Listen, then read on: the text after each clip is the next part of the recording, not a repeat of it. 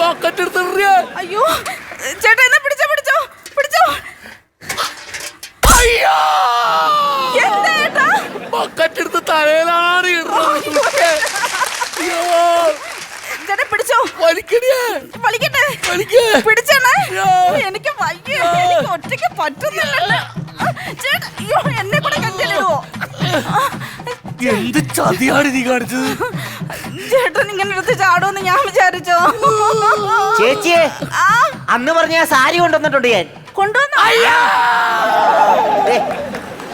Bank വിളിച്ചോ? സമയം പോയി. സാരി കൊണ്ടുവന്നു. ചേച്ചി അന്ന് പറഞ്ഞ ആ സാരി ഞാൻ അതേപടി കൊണ്ടുവന്നിട്ടുണ്ട്. എന്താ കാണിച്ച്? കഴിഞ്ഞ ഞായറാഴ്ച ഇവിടെ വന്നപ്പോ ചേച്ചി ഇവിടെ ഇല്ലായിരുന്നല്ലോ.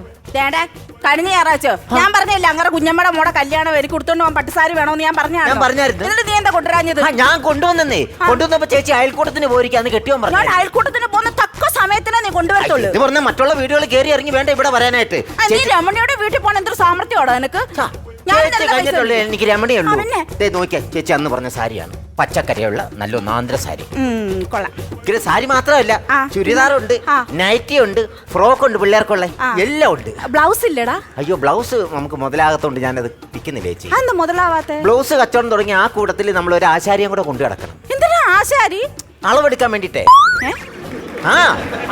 പെണ്ണുങ്ങളെ ബ്ലൗസ് വയ്ക്കുമ്പോഴേ അതിന്റെ പുറകിൽ ഒരുപാട് ഡിസൈൻ വേണം. ചിലർക്ക് ജനലായിരിക്കും, ചിലർക്ക് വെന്റിലേഷൻ ആയിരിക്കും, ചിലർക്ക് ഡോറായിരിക്കും, ചിലർക്ക് അശ മതി.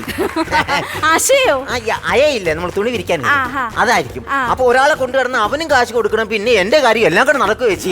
അതുകൊണ്ട് ഞാൻ അതൊക്കെ നിർത്തി.